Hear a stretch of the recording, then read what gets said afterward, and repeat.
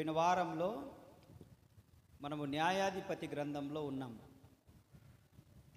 న్యాయాధిపతుల గ్రంథంలో ఒక మూల వాక్యాన్ని చదువుకున్నాం. 8వ అధ్యాయం 28వ వచనము ఒక మూల వాక్యాన్ని చదువుకున్నాం మనం పోయిన వారంలో.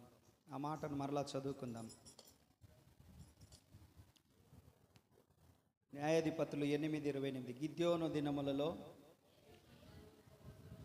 దేశము 40 సంవత్సరములు నిమ్మలముగా ఉండెను. చాలు. అది మూలవాక్యము. గతించిన వారంలో గిద్యోను జీవితాన్ని గురించి మనం చూసుకున్నాం. గిద్యోను దేవుడు ఎలా పలకరించాడు? పరాక్రమము కలిగిడ బలాఢ్యుడా అని పలకరించాడు. ఆయన పిలుపు చాలా చక్కగా ఉంటుంది. ఆయన పిలుపు గొప్పది. మనలాగా ఉండదు ఆయన పిలుపు. అలాగున మనము గిద్యోను జీవితంలో దేవుడు పలకరించినప్పుడు, యెహోవా మాకు తోడయుండిన యెడల మాకేలా ఇది సంభవించెను అనే ఒక ప్రశ్న ఆయన అడిగినప్పుడు, ఆ ప్రశ్నకు జవాబును గతించిన వారంలో మనం చూసుకున్నాం. ఈరోజు వాస్తవానికి రెండవ ప్రశ్న గురించి కూడా నేను మాట్లాడదామని అనుకున్నాను. కానీ గిద్యోను దినములలో 40 సంవత్సరములు దేశంలో నిమ్మలముగా ఉన్నది. 40 సంవత్సరాలు ఇశ్రాయేలు ప్రజలు నెమ్మదిగా ఉన్నారు, సంతోషంగా ఉన్నారు, మంచిగా ఉన్నారు, క్షేమంగా ఉన్నారు. ఒడుదుడుకులు లేవు, తొందరపాటులు లేవు.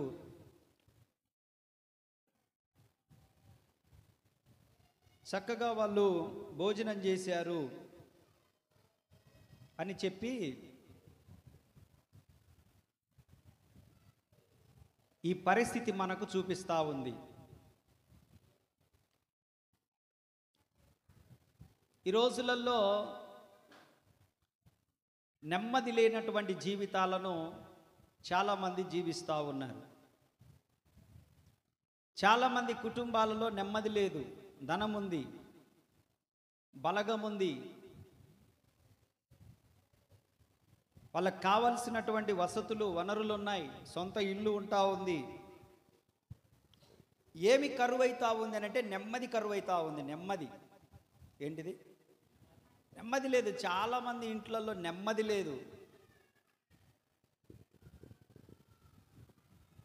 3 పూట్ల తింటున్నాం కానీ నెమ్మది లేదు.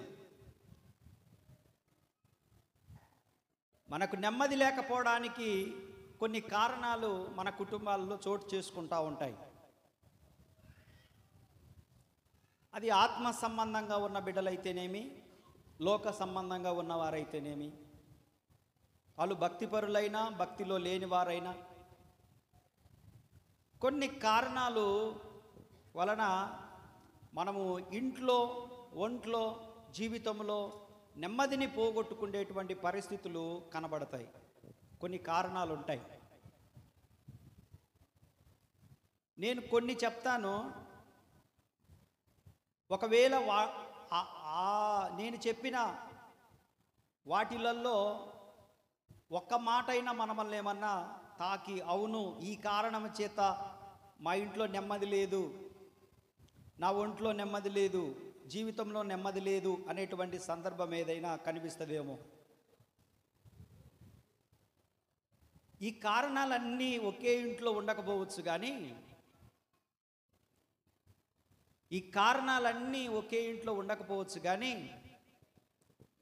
తప్పకుండా ఏదో ఒక కారణం కుటుంబాలలో నెమ్మది లేకపోవడానికి అది ఉండొచ్చేమో.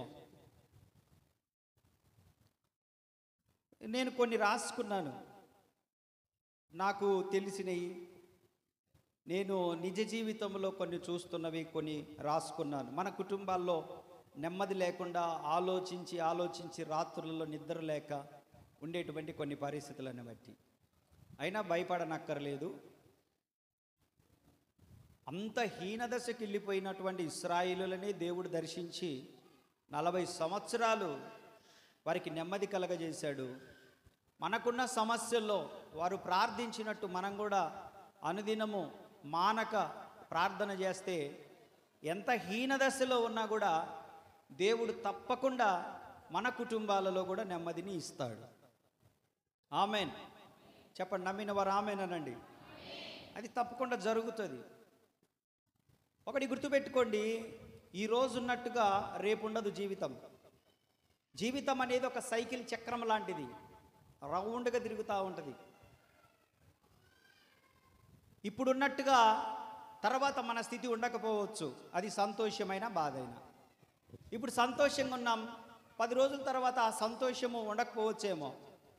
ఒకవేళ ఇప్పుడు బాధలో ఉన్నాం, ఒక 10 రోజుల తర్వాత ఈ బాధ పోయి మరలా సంతోషము మన జీవితంలోనికి రావచ్చు, వస్తుంది కూడా. బాధ పోయి సంతోషం వస్తుంది, సంతోషం పోయి బాధ వస్తుంది. ఈ రోజులు డబ్బులు నా కాడ ఉంటాయి, రేపు మీ కాడ ఉంటాయి, రేపు మీ కాడ ఉంటాయి, ఎల్లుండి నా దగ్గర ఉంటాయి. కాబట్టి జీవితం అనేది ఒక సైకిల్ చక్రంలాగా తిరుగుతూ ఉంటుంది. అందుకే పెద్దలు అంటారు కదా, ఒక సమయాన కుక్క తలకాయ కూడా అక్కరకు వస్తుంది, ఎవరిని తక్కువ చేసి చూడొద్దు జీవితంలో అని చెప్పి పెద్దలు ఊరికే అనలేదు మనల్ని. కుక్క తలకాయ కూడా అక్కరకు వస్తుంది ఒక రోజున. మనం తృణీకరించిన వారే ఒకరోజు మనకు అవసరపడతారు, మనం చాలా తక్కువగా చూసిన వారే ఒకరోజు మనకు అవసరపడతారు. కాబట్టి ఈ స్పృహ, ఈ మెలకువ నేను కలిగి ఉంటుంటాను. వాస్తవానికి చాలా జాగ్రత్తగా ఎవరిని పోగొట్టుకోకూడదు మన జీవితంలో, అనవసరంగా ఎవరిని నోరు జారకూడదు. ఇక ప్రతిదానికి చీటికి మాటికి జారి వెళ్ళిపోతానంటే మనం ఏం చేయలేం. కానీ ఎందుకంటే ఒక సామెత ఉంది, తుమ్మితే ఊడిపోయే ముక్కుని ఎంతసేపు పట్టుకుంటాం ఏమండి? తుమ్మితే, ఇప్పుడు మీకు తుమ్ము వచ్చిందండి, యాక్షన్ తుమ్మారు, ముక్కు ఊడిపోయింది ఒకసారి, అరే ఒకసారి ఊడిపోయిందని మళ్ళీ పెట్టుకున్నావు, మళ్ళీ తుమ్ము వచ్చింది కాసేపటికి, మళ్ళీ ఊడిపోయింది, మళ్ళీ పెట్టుకున్నావు. ఊరిక తుమ్ము వచ్చినప్పుడల్లా ఊడిపోతున్నానికి ఎన్నిసార్లు పెట్టుకుంటావు? అసతి అని చెప్పేసి దాన్ని పక్కనే వేస్తావు. అలాగే కొంతమంది మనం ఎంత ప్రేమించినా, మీరెంత ప్రేమించినా మిమ్మల్ని వదిలించుకోవాలని చూస్తూ ఉంటారు. వాళ్ళను బలవంతంగా మీరు కరుచుకొని ఉండగాకండి. వాళ్ళు వెళ్ళిపోవడం దేవుని చిత్తము మీ జీవితాలలో నుంచి. స్తోత్రం చెప్పండి. అవి ఎంత బంధాలైనా, బంధుత్వాలైనా, స్నేహాలైనా, ఎవరైనా కొన్ని మనము తగిలించుకోవాలని చూస్తే అవతలోళ్ళు వదిలించుకోవాలని చూస్తూ ఉంటారు. కాబట్టి ఊరికే మనము పట్టుకొని ఎంతసేపు పోరాడతాం వాటితోటి, అంతటితోటి వదిలించుకుంటే దేవుడు ఆయన చేయాల్సిన మేలు మీ కుటుంబాలలో చేస్తాడు. అలాగన నెమ్మది లేకుండా కొంతమంది ద్వారా కుటుంబాలలో నెమ్మది ఉండదు. స్నేహితుల ద్వారా కావచ్చు, ఇంట్లో వాళ్ళ ద్వారా కావచ్చు, బయట వాళ్ళ ద్వారా కావచ్చు, కొన్ని పరిస్థితుల ద్వారా కావచ్చు. నేను కొన్ని చెప్పి అందులో నుంచి వాక్యంలోనికి వస్తాను. ఒకటి, మన కుటుంబాలలో ఆలకించండి, మన కుటుంబాలలో నెమ్మది లేకపోవడానికి మొట్టమొదటిగా అప్పులలో కూరుకొని పోయి దాన్ని తీర్చుకోవడానికి మార్గము లేనివాడు నెమ్మదిగా ఉండలేడు. అప్పులలో కూరుకొని పోయి దాన్ని తీర్చుకోవడానికి మార్గము లేని వాళ్ళు రోజు ఏం చేస్తుంటారు? ఈ అప్పు ఎట్లా తీరాలి, ఈ అప్పు ఎట్లా తీర్చాలి, ఈ అప్పు తీర్చకపోతే ఏదో ఒక రోజు ఇంటి మీదకి వచ్చి గొడవ పెట్టుకుంటారు అని చెప్పి భయం ఉంటుందా ఉండదా? భయం ఉంటుంది. అప్పుతో పాటు వడ్డీ పెరిగి వస్తూ ఉంటుంది. పోయిన వారం మన దగ్గరికి ఒక అక్క వచ్చింది, వచ్చే వారం కూడా వస్తుందామా. కొనకలమెట్ల నుంచి వచ్చిన అక్క 40,000 ఎంతో అప్పు తీసుకుంటే 6,15,000 వడ్డీ వచ్చిందంట. ఇక్కడి నుంచి దగ్గరలో నల్లగుంట్ల అనేది ఉంది, దోర్నాల అవకల. అక్కడి నుంచి ఒక అక్క వాళ్ళ కుమారుని తీసుకొని వచ్చి ఆమె మాట్లాడుతూ ఉంది, అన్న నా అప్పు ఎక్కువైపోయింది, నేను నా కొడుకు ఇద్దరం పనికి పోయినా కూడా తీర్చుకోలేకపోతున్నాము అంటే ఆమె చెప్తా ఉంది, ఎంత ఉంది నీకు, ఏం అప్పు ఉంది అని అడుగుతూ ఉంటుంటే ఆమె చెప్తా ఉంది, 30,000 ఏమో అప్పు తీసుకుందంట, 30,000కు 90,000 వచ్చిందంట, 20 రూపాయలు వడ్డీ అంట. అది ఎంత నమ్మలేకపోయినా నేను అసలు. 20 రూపాయలు వడ్డీ తీసుకుంటే ఎంత, వాళ్ళు కూడా ఉన్నారా? అంత కఠిన హృదయులు, ఎంత దారుణమైన మనుషులని అనిపించింది. ఏదో రూపాయి, 2 రూపాయలు, 3 రూపాయలు, మహా అంటే 5 రూపాయలు, ఇక 10 రూపాయలు తీసుకుంటే వాళ్ళు ఉన్నారు. అక్కడి నుంచి వచ్చిన ఎక్కంటుంది 20 రూపాయలు వడ్డీ అన్న. అందుకే మా పిల్లోని దోర్నాలలో స్కూల్ మానిపించేసి, కాలేజీ మానిపించేసి ఇద్దరం పనికి పోతున్నామన్నా, నువ్వు ఆయనకి ఏమన్నా ఫోన్లో చెప్తావా అన్న అంటుంది. ఆయన ఎవరో నాకేం తెలుసక్క, నేను ఫోన్లో ఆయనతో మాట్లాడడానికి నేను ప్రార్థన చేసి పంపిస్తానని చెప్పేసి ప్రార్థన చేసి పంపించాను. నెమ్మది లేదు. కాబట్టి ఒకటి, అప్పులలో కూరుకొని పోయి దాన్ని తీర్చుకోవడానికి మార్గము లేని వారికి నెమ్మది ఉండదు. రెండోది ఏనండి, ఇందులో చాలామంది పప్పులో కాలేసిన వాళ్ళు ఉంటారు, అందులో నేను కూడా ఉన్నానులే. ఎందుకురా నవ్వుతారు? అప్పు ఇప్పించిన వారు నెమ్మదిగా ఉండలేరు. ఇది తగిలింటది కొంతమందికి. అప్పు ఇప్పించిన వారు, అప్పు తీసుకున్నాడు బాగుంటాడు, ఇచ్చినోడు ఇప్పించినోడు మాత్రం వాడి బాధ మామూలు బాధ కాదు. అటు సైడ్ నుంచి ఒత్తిడే, ఇటు సైడ్ నుంచి గుర్రన, ఇటు సైడ్ నుంచి ఒత్తిడే. అప్పుల సమస్య ఒకటైతే, అప్పులు ఇప్పించి వాళ్లకు చెప్పుకోలేక ఒరే ఈరా అనలేము. ఎత్తపోవై నువ్వు గాంగి ఇప్పించినవంటాడు వాడు. ఒరే నువ్వు వంట 4 రోజులు ఆగురా అంటే, ఎన్ని రోజులు ఆగాల, నీ ఇంట్లోకి తెచ్చి అని అంటాడు వీడికి చెప్పుకోలేము, వాళ్ళకు చెప్పుకోలేము.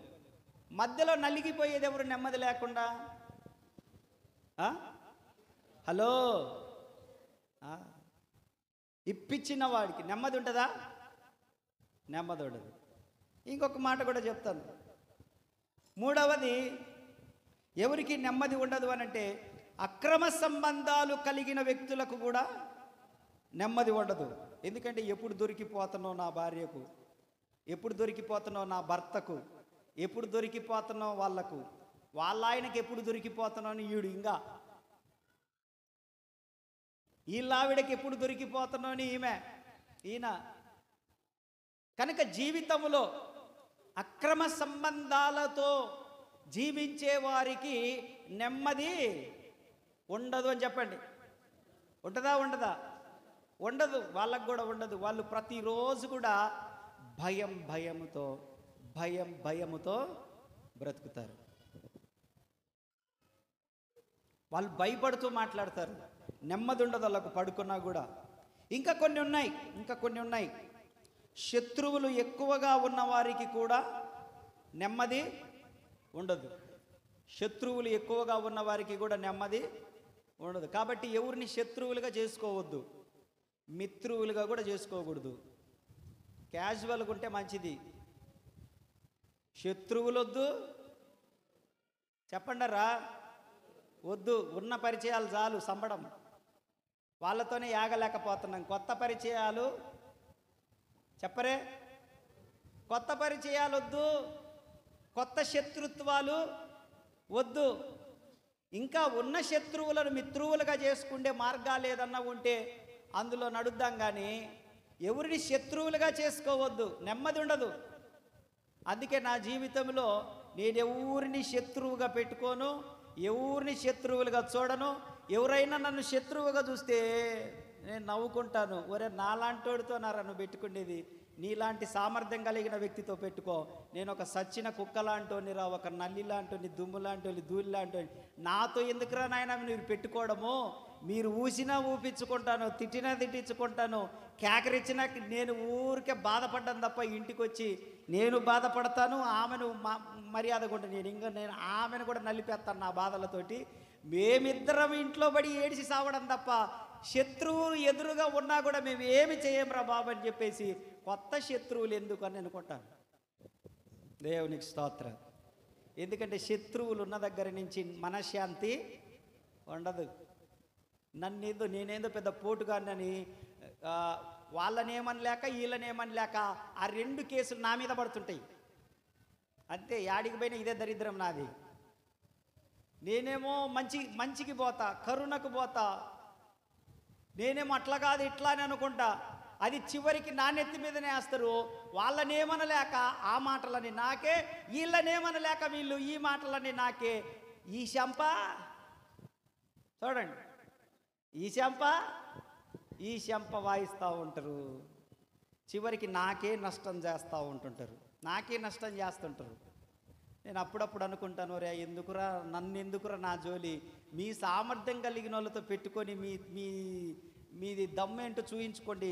నాతో ఏముందిరా నాయనా? నేను ఒక మారుమూల ప్రాంతంలో ఒక మూలని ఏదో పరిచర్య చేసుకుంటూ స్వామి దేవుడు అనుకుంటా ఉన్నాను. నాకు ఒక బాధ్యత ఉంది. కొన్ని ఆత్మలు రక్షించాలి నేను చచ్చిపోయేలోపు. నా పరిస్థితే ఎప్పుడు ఎలా ఉంటానో నాకే తెలియదు. నా ఊపిరి ఆగిపోయేసరికి 500 మందితో ఆరాధన చేయాలని ఒకటి ఉందిరా నాయన, నాకు దర్శనము. ఆ దర్శనాన్ని ఫుల్ఫిల్ చేసుకునే పని ఉంది తప్ప శత్రుత్వం ఎందుకురా నాయన మీకు అని చెప్పేసి నాకు నేనే వాళ్ళ తండ్రి ఊరుకుంటారా, నాకు నేనే ప్రార్థనలో బాధపడుకుంటూ ప్రభువా నాకు నెమ్మది కలగజేయి అని చెప్పేసి నేను ప్రార్థన చేసుకుంటూ ఉంటాను. దేవునికి స్తోత్ర. మీకు నేను ఇచ్చే సలహా ఏంటనంటే, మనకు శత్రుత్వాలు ఉన్నాయనుకో మనకు నెమ్మది ఉండదు. 3 నాళ్ళ ముచ్చట ఈ జీవితం. మనకు తెలుసు పాటలు, ఇట్లాంటి పాటలన్నీ. ఏదో అప్పుడప్పుడు నువ్వు ఒక పాట పాడతావే చచ్చిపోయిన వాళ్ళ కాడ, ఆ పాట తీసివు. నీ జీవితం ఇదిగో విలువైనది నరులారా రండని సెలవైనది. తీసుకో, మైక్ తీసుకో, నా పాట పాడు. వాళ్ళకు చావు భయం ఎట్టుంటుందో చెప్దాం ఒకసారి. ఎవ్వరి జోలి పోరు. ఎవరన్నా వాళ్ళ జోలి వచ్చి నశపో అని చెప్పేసి అతడితోటి వదిలించుకుంటారు, కానీ ఎవడి జోలి పోకుండా ఉంటారు. ఊరికే కీసులు వేసలు. ఆ పాట పాడే రోజులు దాంట్లో ఉంటుంది చూడండి, సెల్ ఫోన్లో ఉంటుంది, తీసుకొని చూడండి. నీ జీవితం విలువైనది నరులారా రండని సెలవైనది, దేవుని సెలవైనది. సిద్ధపడినావా చివరి యాత్రకు? సిద్ధపడినావా చివరి యాత్రకు? యుగ యుగాలు దేవునితో ఉండుటకు, నీ ఉండుటకు. ఈ జీవితం విలువైనది నరులారా రండని సెలవైనది, దేవుని సెలవైనది. సంపాదన కోసమే పుట్టలేదు నీవు, పోయేటప్పుడు ఏది పట్టుకొని పోవు. సంపాదన కోసమే పుట్టలేదు నీవు, పోయేటప్పుడు ఏది పట్టుకొని పోవు. పోతున్న వారిని నువ్వు చూచుటలేదా? పోతున్న వారిని నువ్వు చూచుటలేదా? బ్రతికి ఉన్న నీకు వారు పాఠమే కాదా? బ్రతికి ఉన్న వారు నీకు పాఠమే కాదా? అయ్యా మీరు కొంచెం ఆ శబ్దాలు ఆపండి అయ్యా, కొంచెం వీళ్ళతో మాట్లాడాలి. వినండి బిడ్డలారా, నా వైపు చూడాలా. ఆడుకోవద్దు పిల్లలతోటి. ఇంటికి ఆడికి పోయిన తర్వాత ముద్దు పెట్టుకోండి. ఆ, ఇంటికాడికి పోయినాక చాలా సమయం ఉంటుంది కదా మీకు. చూడండి, ఈ జీవితం విలువైనది. చెప్పండి చెప్పండి. ఈరోజు నేనేం పెద్ద ప్రసంగం చేయట్లేదు, మీకు కొన్ని విషయాలు చెప్పాలి మనకు నెమ్మది కలగడానికి. ఈ జీవితం విలువైనది, నరులారా రండని సెలవైనది. ఓకే, సంపాదన కోసమే పుట్టలేదు నీవు, పోయేటప్పుడు ఏది పట్టుకొని పోవు, పోతున్న వారిని నీవు చూచుటలేదా? ఎంతమంది చచ్చిపోయిన వాళ్ళ దగ్గరికి సమాధి కార్యక్రమానికి వెళ్ళారు? చేయతండి. చంద్రమ్మ తల్లి ఫస్ట్ ఎత్తింది, ఆమెకే ఫస్ట్ ప్రైజు. ఎంతమంది సమాధి కార్యక్రమం దగ్గరికి వెళ్ళారు? చేతులు ఎత్తలేదండి మీరు. అంటే ఎవరు మీ వెనకున్న వాళ్ళల్లో అసలు మీరు ఎప్పుడు సమాధి కార్యక్రమానికి పోలేదా? దించండిలే. ఇప్పుడు మీకు 500 రూపాయలు ఎవరికి కావాలంటే అందరు ఎత్తుతారు. సమాధి కార్యక్రమానికి వెళ్ళినప్పుడు ఆ చచ్చిపోయిన నీ ఇంట్లో పెడతారా, బయట పెడతారా? బయట. సంపాదించింది వాడే అయితే వాడిని ఎందుకు బయట పెడుతుండ్రు? చూడండి, మనం ఎంత సంపాదించినా, మనం ఎంత గొప్పవాళ్ళమైనా, ఒకరోజు తప్పకుండా ఈ లోకాన్ని ఆలోచన చేయండి. ఈ లోకాన్ని అంతే. చచ్చిపోయిన వారి కంటే, చెప్పండి, బ్రతికి ఉన్న నేను, మాట్లాడండి అందరూ అన్నా, అందరు తమ్ముళ్ళు చెప్పండి, చచ్చిపోయిన వారి కంటే బ్రతికి ఉన్న నేను గొప్పవాణ్ణి కాను. అంతే, అది గుర్తుపెట్టుకోవాలి ఎప్పుడు మనం. కొంతమంది ఆయుష్ తీరి చనిపోరు, ఆత్మహత్యలు చేసుకొని చచ్చిపోతూ ఉన్నారు. కొంతమంది గుండెపోటుతో చచ్చిపోతూ ఉన్నారు. కొంతమంది వ్యాధులతో చచ్చిపోతూ ఉన్నారు. కొంతమంది రోడ్డు యాక్సిడెంట్లలో చచ్చిపోతూ ఉన్నారు. నేను నిన్న అక్క చెప్తుంటే విన్నాను. నేను కాలనీలో ఒక మరణాన్ని గురించి. ఆయన బండి మీద ఉన్నాడంట, ఊరికట్లా ఆనుకొని బండి మీద కూర్చొని ఉన్నాడంట. ఆమెతో ఏదో మాట్లాడుతున్నాడంట. ఆమె ఊరికే బండి అట్లా ఏదో ఊరికి అట్లా అన్నదంట. ఆయన పోయి కాలువలో పడి చచ్చిపోయాడంట ఆయన. అంతే.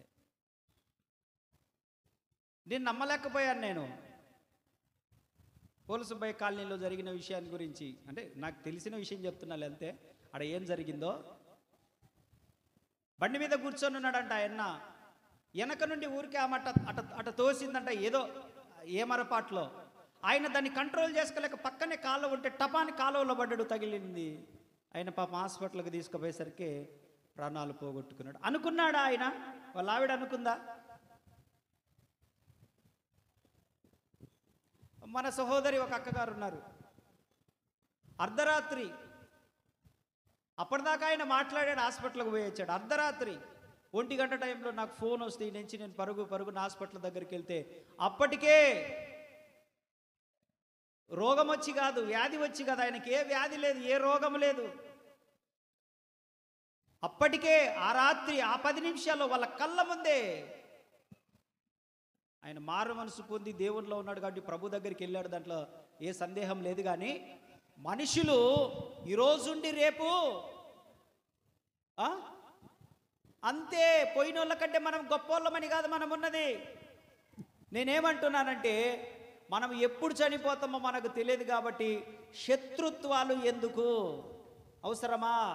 ఉన్న 4 రోజులు తిని నెమ్మదిగా అందరితో సంతోషంగా ఉండడం మనకు మంచిది. స్తోత్రం చెప్పండి గట్టిగా, హల్లెలూయా. మనం దేవుని పిల్లలం కాబట్టి ఒకవేళ ఈ లోకాన్ని విడిచిపెట్టినా మనం పరలోకానికి వెళ్తాం, దాంట్లో ఎటువంటి మార్పు లేదు. కానీ మన కుటుంబం పరిస్థితి ఏంటి? పురుషులారా ఆలోచన చేయండి. పురుషులారా మీరు ఆలోచన చేయండి. వెనకున్న పురుషులారా ఆలోచన చేయండి. ఒకవేళ మనము ఈ లోకాన్ని విడిచిపెడితే ఎక్కువగా నష్టపోయేది ఎవరో? మీ బంధువులా, మన బంధువులా, మన స్నేహితులా, మన శత్రువులా? మనకేదన్నా అయితే నష్టపోయేది ఎవరో? పురుషులారా, మన వాళ్ళు కనిపెట్టుకొని ఉన్నా కుటుంబం నష్టపోతుంది. ఎఫెక్ట్ వాళ్ళ మీద పడుతుంది, నష్టం వాళ్ళకి జరుగుతుంది. కాబట్టి మనము చాలా జాగ్రత్తగా ఉండాలి. పురుషులమైన మనం చిన్నదానికి గొడవకు పోవడం, పెద్దదానికి గొడవకు పోవడం, వాడు అట్టంటాడా, నా సంగతి తెలియదా, అసలు నేను ఒక గుద్దుతే వాడు చేస్తాడు, ఎన్ని మాటలు మాట్లాడి నోరు బారేసుకొని రెచ్చగొట్టి, అవతలని రెచ్చగొట్టి మనం రెచ్చిపోయి ఒళ్ళంతా జించుకొని చొక్కాలన్నీ జించుకొని పోయి మీద పడి పోలీస్ స్టేషన్లో పడి పోలీసుడు కొట్టినప్పుడు లాయర్ల చుట్టూ కోర్టు చుట్టూ తిరిగినప్పుడు తెలుస్తుంది. తమ్ముడు, ఎంతమంది వస్తారు మీ కాడికి? నువ్వు లాయర్ కాన్నేగా పనిచేసేది, మీ దగ్గరికి వస్తుండ్రా లేదా? నిన్నే ఆ బాబన్న పక్కన కూర్చున్న అబ్బాయి నేను అడిగేది. లాయర్ల దగ్గరికి తీసుకొని వెళ్తా ఉన్నారు, డబ్బంతా పెడతా ఉన్నారు. అప్పుడు క్షణికమైన కోపంలో చేసిన తప్పు వాడు చెప్పేది ఏంది?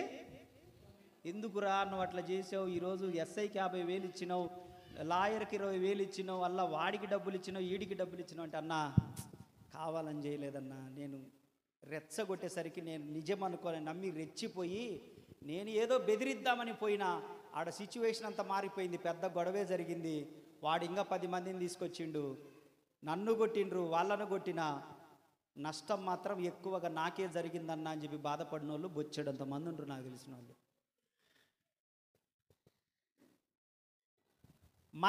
మనకేదన్నా జరిగితే నష్టపోయేది మన వాళ్ళు కనిపెట్టుకొని ఉన్నటువంటి ఇంట్లో భార్య బిడ్డలు. కాబట్టి పురుషులారా చాలా జాగ్రత్తగా ఉండండి. నెమ్మది మనము కలిగి ఉంటే మన కుటుంబం కూడా నెమ్మది కలిగి ఉంటుంది. హల్లెలూయా. శత్రువులుగా మనం ఎవరిని చూడొద్దు. మనకెవరు శత్రువులు లేరు. సాతానుగాడు ఒక్కడే శత్రువు, మన శత్రువు ఎవరు? సాతానుగాడే మన శత్రువు, ఎవరు మనకు శత్రువులు లేరు. వాళ్ళు ఒకవేళ మనల్ని శత్రువులు అనుకుంటే ప్రార్థనలో క్షమించేసేయండి వారిని, దేవుడే వారిని చూసుకుంటాడు తప్ప వ్యాజ్యమైనకు అప్పగించేసేయండి. మౌనంగా ఉండండి. మనం ఎంత మౌనంగా ఉంటామో దేవుని కోపం అంత రగులుకుంటుంది అవతల వాళ్ళ మీద.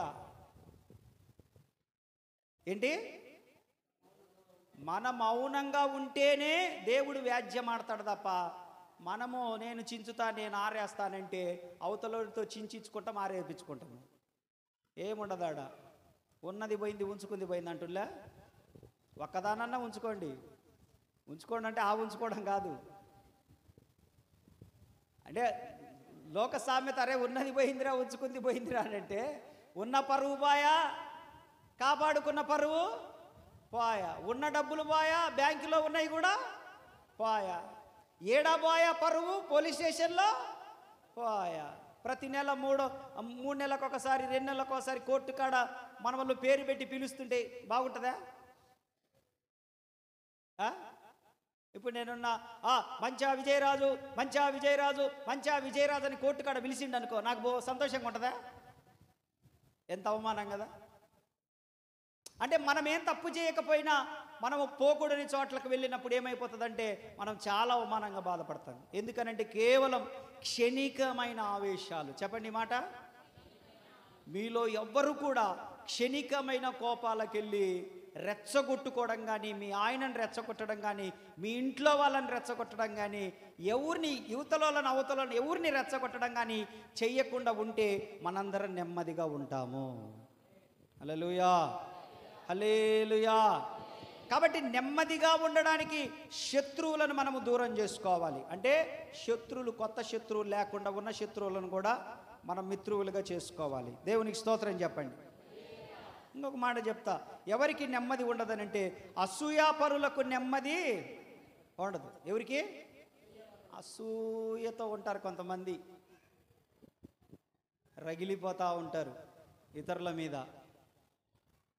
నేను కారు కొన్నాను, ఇప్పుడు కాదులే 2 సంవత్సరాల క్రితం, ఆలకించండి. కారు కొంటే ఒక అక్క మన చర్చికి వచ్చే వాళ్ళతోనే అన్నదంట, ఆయనకి ఇప్పుడు కారు అవసరమా, ఆయనకు కారు అవసరమా?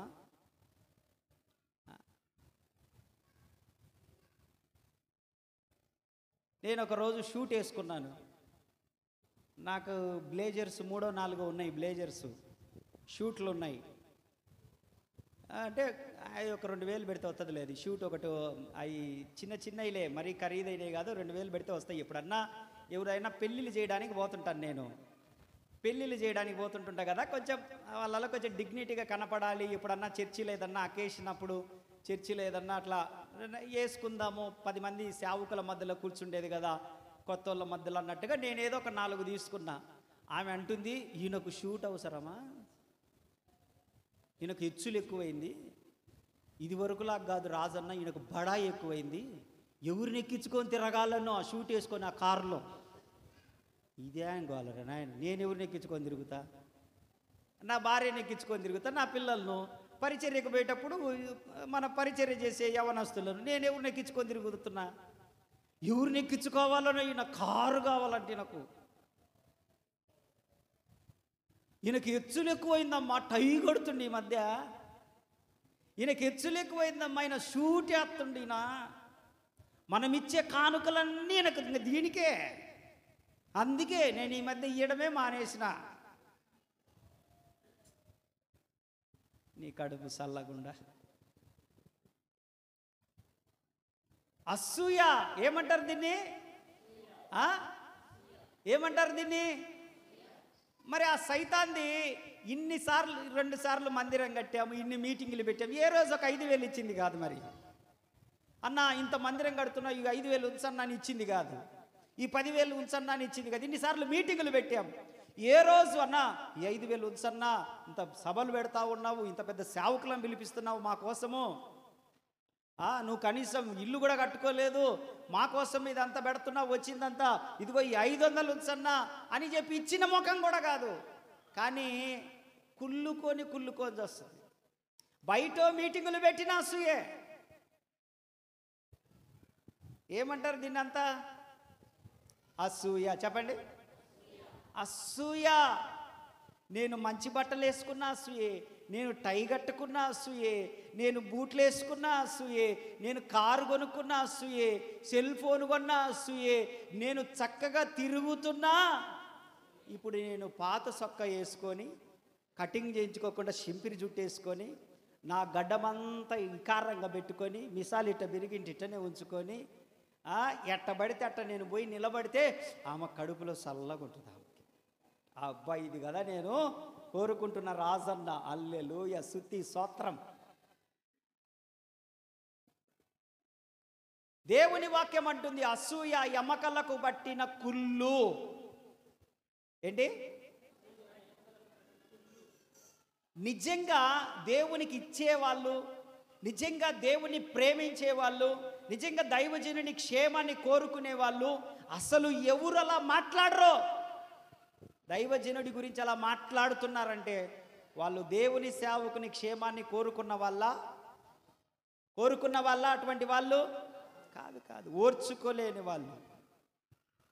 కొద్దిసేపు బయటికి తీసుకెళ్ళినానా, కొద్దిసేపు బయటికి తీసుకెళ్ళండి ఏడుస్తున్న వాళ్ళని. ఓర్చుకోలేని తత్వం, అసూయ. ఇలాంటి వాళ్ళు నెమ్మదిగా, చెప్పండి, నెమ్మదిగా ఉండలేరు. ఇంకొకటి దురాశ కలిగిన వాళ్ళు. ఏంటి? దురాశ. ఉన్నదాంతో సరిపెట్టుకోకుండా ఆమె ఏ చీర కొన్నదో ముందు అది టార్గెట్ చేస్తారు.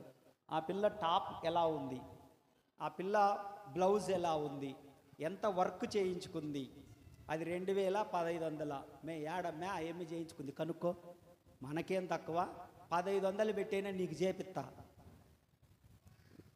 ఎవరు మంచి బట్టలు వేసుకున్నారో చూసి అలాగే, ఎవరు బండి తీసుకున్నారో చూసి, అవసరం లేకపోయినా బండి మనకు అవసరం లేదు, అవసరం అంటే కొనుక్కుందాం, అవసరం అంటే బట్టలు మంచి తీసుకుందాం, ఇబ్బంది ఏం లేదు. కొంతమంది ఉన్న దాంట్లో తృప్తి చెందకుండా దురాశకి వెళ్తున్నటువంటి వారు నెమ్మదిగా ఉండలేరు. ఇంకొకటి చెప్తా వినండి. ఇక్కడి మాటలు అక్కడ మాటలు ఇక్కడ చెప్పేవారు నెమ్మదిగా ఉండలేరు. వాళ్ళ పని ఇదే. అది పౌలయ్య గారు కూడా ఖండించాడు ఆ విషయాన్ని. అలాగ మనం ప్రవర్తించకూడదని చెప్పి, ఇక్కడి మాటలు అక్కడి మాటలు ఇక్కడ చేరవేస్తూ ఉంటారు, ఇక్కడ జరిగేటివన్నీ చేరవేస్తూ ఉంటారు డిఫరెంట్ ప్లేసెస్కి. ఏమొస్తుందో వాళ్ళకి, ఏం మూటలు వచ్చి పడతాయో, అట్లా అనుకుంటున్నారు, ఇట్లా అనుకుంటున్నారు, అట్లన్నారు, ఇట్లన్నారు. ఈరోజు వాక్యంలో మీ గురించే, దుర్మార్గం పాడు కానీ మీ గురించి ఈరోజు వాక్యంలో మీరంట దురాశపరులంట, మీరు అసూయపరులంట, మీరు శత్రువులంట, అక్రమ సంబంధాలంట, అప్పిపిచ్చిన వాళ్ళంట. నేను చెప్పినా ఏంటి, నేను చెప్పినా ఏంటి, వీళ్ళని ఏమంటారు, పుల్లలు పెట్టేటోళ్ళు అంటారు. ఏమంటారు వీళ్ళని?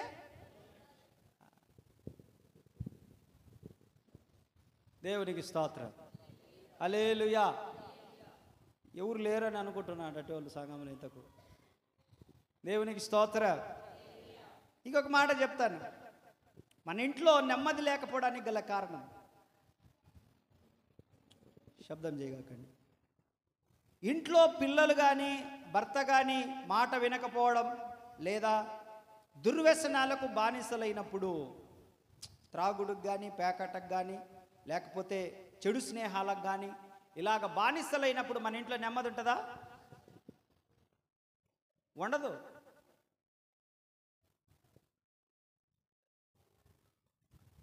వీటిలల్లో ఏదో ఒక మాట మనకు తగిలే ఉంటుంది బహుశా. ఏ మాట నాకు తగలేదయ్యా, నా ఇంట్లో ఇటువంటిది ఏది లేదన్న వాళ్ళు స్తోత్రం చెప్పండి. చూడండి, ఎవరు లేరు అంటే నా మాట అర్థం కాక మీరు స్తోత్రం అని అనలేదా, లేకపోతే క్లారిటీగా ఉన్నారా? అయ్యా క్లారిటీగా ఉన్నారా? అంత ఇంగ్లీషే, నో తెలుగు.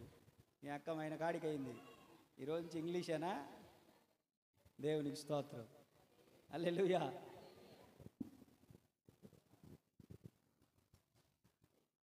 మనకు నెమ్మది రావాలంటే ఏం చేయాలి? ఒక మాట చదివి నేను ముగిచ్చేస్తాను. మరలా వచ్చే వారం కొన్ని మాటలు నేను చెప్పి ముగిచ్చేస్తాను. గిద్యోను గురించి మనం కొన్ని విషయాలు తెలుసుకోవాల్సి ఉంది. ఇప్పుడు అది సమయం కాదు. మనకు నెమ్మది తిమోతి రాసినటువంటి మొదటి పత్రిక 2వ అధ్యాయం 2, 3, 4 వచనాలు చదవండి. ఆ తర్వాత మనము ఇంకొక మాట కూడా మనము చదువుకుందాం. 119:50 చదువుకుందాం. తిమోతి రాసిన మొదటి, అందరు చదవాలి ఈ మాటలు, అందరికి సంబంధించిన ఈరోజు నాతో సహా మనం నెమ్మదిగా ఉండాలనేదే దేవుని యొక్క ఉద్దేశం. తిమోతి రాసిన మొదటి పత్రిక కొత్త నిబంధనలో 2వ అధ్యాయం 2, 3, 4 వచనాలు చదవండి.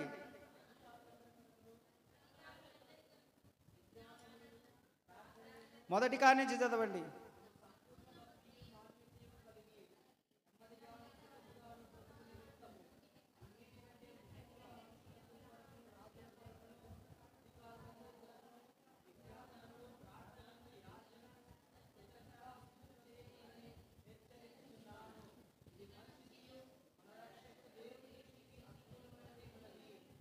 ఇప్పుడు మొదటి కాడి నుంచి చదవండి, నేను చెప్తా ఉంటా.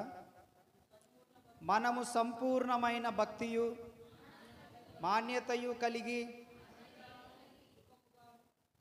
ఒక్కళ్ళు చదవండి, ఫస్ట్ కాడి నుంచి చదువు.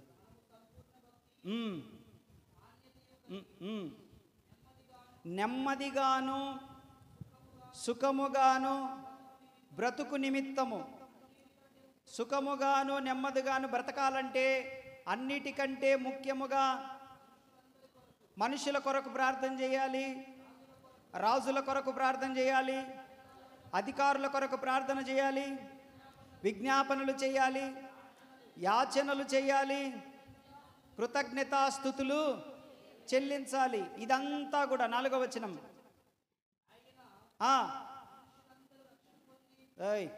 ఇది దేవుని దృష్టికి ఇది మంచిదియు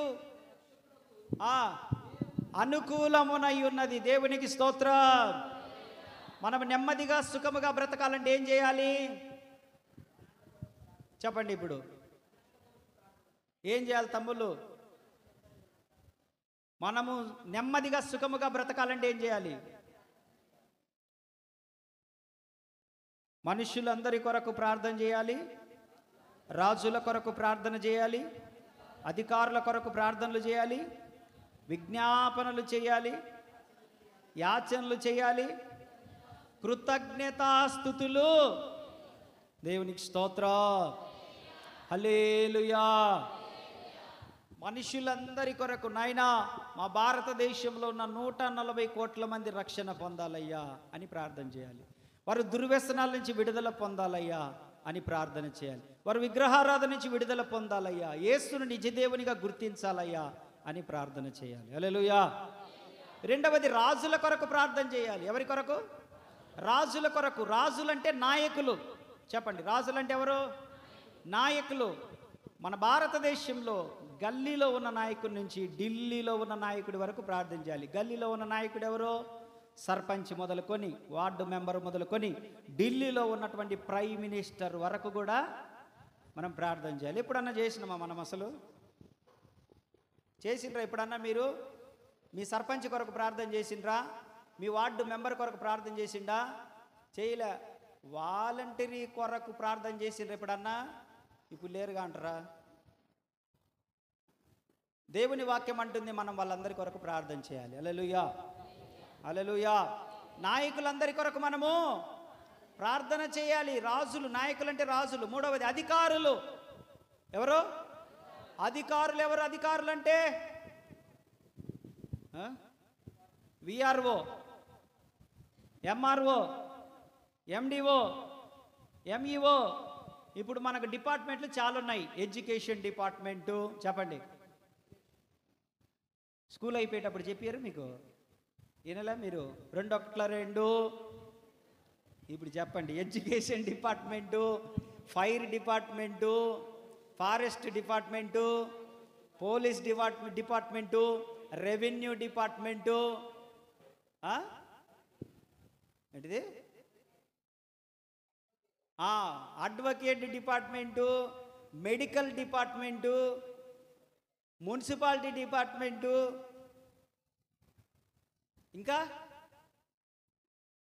మన భారతదేశంలో మీకు ఇవి కొంచెం చికాకు అనిపిస్తాయి మీకు, కానీ బైబిల్ చెప్తుంది, ఇది నేనుగా చెప్పేది, యేసు ప్రభు చెప్తుండు, మీరు వాళ్ళందరి కొరకు ప్రార్థన చేయాలని చెబుతున్నాడు. చేస్తే చేయండి. మనకు ఎట్లుంటుందంటే ప్రాసెస్, ఒక మాట చెప్పి నేను ముగిస్తాను. ప్రొసీజర్ ఎట్లుంటుందో తెలుసా? మంది క్రైస్తవ ప్రొసీజర్ ఎట్లుంటుందో తెలుసా? నీ పొరుగువాడిని నువ్వు ప్రేమిస్తే నీ పొరుగువాడి దగ్గర నుంచి నీకు ప్రేమ వస్తుంది. ఇంకంతే. దేవుడు ఏమన్నాడంటే ఒకని కొరకు ఒకడు ప్రార్థన చేసుకోండి అని చెప్పాడు. అప్పుడు ఏం జరుగుతుంది తెలుసా? నేను నా సహోదరుని కొరకు నేను ఎంత ఎక్కువగా ప్రార్థన చేస్తానో, వినండి ఈ మాట, ప్రార్థన చేసుకున్నాం. నా సహోదరుని క్షేమము కొరకు నేను ప్రార్థన చేస్తే, అంటే మనుషులందరి కొరకు నేను ప్రార్థన చేయడం, రాజుల కొరకు అంటే నాయకుల కొరకు నేను ప్రార్థన చేయడం, అదేవిధంగా అధికారులందరి కొరకు, ప్రభువా ఫైర్ డిపార్ట్మెంట్లో ఉన్నవారు రక్షణ పొందాలయ్యా, వారి పనులు సక్రమంగా చేయాలయ్యా, లంచాలు తీసుకోకుండా పనులు చేయాలయ్యా, పోలీస్ డిపార్ట్మెంట్ను, రక్షక డిపార్ట్మెంట్ ప్రభువా వాళ్ళందరినీ రక్షించే వాళ్ళుగా ఉండాలయ్యా, అక్కడ కూడా ఎక్కడ లంచాలు కనపడకూడదయ్యా, వారి కుటుంబాలకు కూడా రక్షణ దయచేయండి అయ్యా. అట్లా ప్రతి డిపార్ట్మెంట్ని కనుక మీలో ప్రార్థన చేయగలిగిన వారు జ్ఞాపకం చేసుకోగలిగితే, నేను చెప్తున్నానండి, ఎప్పుడైతే వాళ్ళ క్షేమాన్ని, వాళ్ళ మంచిని, వాళ్ళ మంచితనాన్ని, వాళ్ళు బాగుండాలని, వారి పిల్లలు బాగుండాలని, వారి కుటుంబం బాగుండాలని, వారు బాగుండాలని మనం ప్రార్థన చేస్తే ఏం జరుగుతుందో తెలుసా? చెప్పండి మీరే, ఏం జరుగుతుందో చెప్పండి. ఒక బాల్ ఉందండి, గోడకు ఎంత ఫాస్ట్గా కొడితే బొక్కబడి ఇవ్వగలిగిపోద్దా? గోడకు ఎంత ఫాస్ట్గా కొడితే మనం చేసే ప్రార్థన కూడా అంతే ఉంటుంది. మనం ఇతరుల క్షేమం కొరకు ఎంత ప్రార్థన చేస్తామో మన కుటుంబం అంత క్షేమంగా పైకి లేస్తూ ఉంటుంది. మోకరించండి, ప్రార్థన చేస్తాను. ప్రేమ కలిగిన తండ్రి, విశేషమైన మీ కృపను బట్టి వందనాలు చెల్లిస్తున్నాను. మంచి దేవుడవు, చాలిన దేవుడవు. మా కుటుంబాలలో నెమ్మది లేకపోవడానికి కారణాల గురించి మేము నేర్చుకొని ఉన్నాం ప్రభువా. ఆ కారణాలలో చాలా కారణాలు మా కుటుంబాలను దర్శించి తాకే, అవన్నీ తొలగిపోవాలి ప్రభువా. మా అందరి కుటుంబాలు నెమ్మదిగా ఉండాలి, సుఖముగా ఉండాలి, క్షేమంగా ఉండాలి. నాయన మా కుటుంబాలను దర్శించండి, మా అందరి కుటుంబాలను ప్రభు. అయ్యా మీ సహాయం, మీ సన్నిధిని దయచేయండి ప్రభు. నీకు వందనాలు. ఇక్కడ ఉన్న ఏ కుటుంబం కూడా ప్రభు నాయన గలివిలిగా ఉండకుండా ప్రతి కుటుంబము సమాధానము నింపబడునుగాక నా దేవ, సమాధానము కలుగునుగాక నా దేవ. నీ బిడ్డల కుటుంబాలను దర్శించండి తండ్రి. నీకు స్తోత్రాలయ్యా. నీకు బిడ్డల కుటుంబాలకు నెమ్మదిని దయచేయండి ప్రభు. నీకు వందనాలు. క్షేమస్థితి కలుగునుగాక ప్రతి కుటుంబానికి ప్రభు. ఆశీర్వదించి నైనా ఈ నెలంతా మీరు కాపాడారు, క్షేమాన్ని ఇచ్చారు, ఆరోగ్యాన్ని ఇచ్చారు ప్రభు. ఈ నెలంతా మీ కనుచూపుల పరిధిలో నిలుపుకున్నారు. ఈ నెలంతా మీరు కాపాడారు, సంరక్షించారు. ఈ నెలంతా ప్రభువా మీ కృపనిచ్చారు దేవా. మీరు జ్ఞాపకం చేసుకోండి. అక్టోబర్ నెలంతా మీ సహాయం అందించండి ప్రభువా.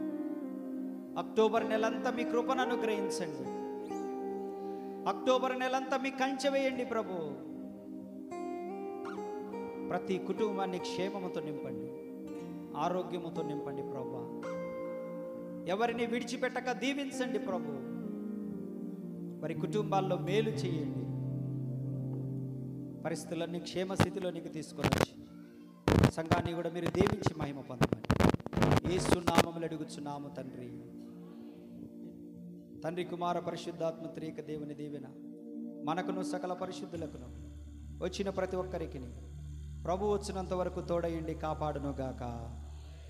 ఆమేన్. హల్లెలూయా, హల్లెలూయా, హల్లెలూయా.